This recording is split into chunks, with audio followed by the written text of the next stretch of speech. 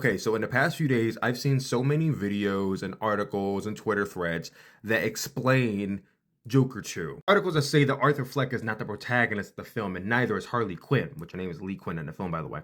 The real protagonist of Joker Folie A Deux is society, because society made the Joker. Some of these are really good, really thought out, and give a really good explanation for what they conceptualize to be the idea of Joker 2, because at the end of the day, it's a theory. Like, that's all it is. What I need these people, these like film theorists, analysts, and theater kids to understand is that you cannot get online, go blue in the face, tears in your eyes, going ham about how people don't like the movie because they didn't understand it, because that's so pretentious and so cynical to say. Like, I read all of your theories and explanations. I don't like this movie any more than I did before I read them. I just understand it more now. This sequel wasn't made to do well in the box office. It was intended to be a humiliation ritual to destroy the movie's legacy as punishment for it resonating with the wrong people. What are y'all talking about? This isn't A24 or Neon or like a smaller art house studio. This is Warner Brothers Discovery putting out this film. A multi-billion-dollar company is intentionally putting out a film that is going to turn people away and not do good in the box office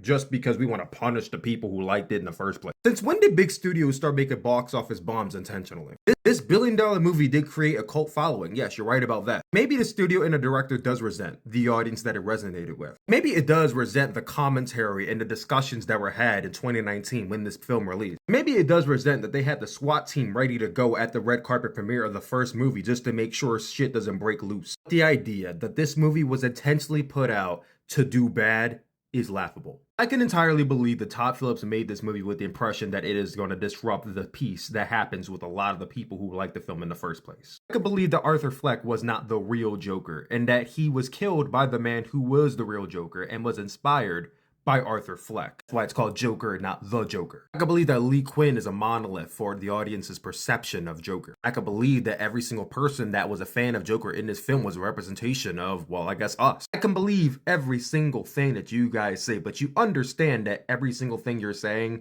is not on the surface of this film. And when you are a big studio making a sequel to a billion-dollar film that is based off a multi-billion-dollar franchise like DC Comics, that your immediate audience, the people that you're immediately servicing, are the audience that came for it in the first place. You cannot then be upset with that same audience for not understanding. You make up 0.1% of the people who actually watched this film. For that, I'm happy that you enjoyed it, because obviously it was made for you. The target audience, the 99% that watched it obviously didn't resonate with them at all, and they obviously felt like this was just a mockery and an insult to what they saw in the first place. You can sit online and give a history lesson on delusion and psychology, give lectures about why this movie makes sense to me and not you, but don't come online and try to make people feel stupid for not liking the film. Todd Phillips really directed a movie to be a slap in the face to the audience that he created in the first place.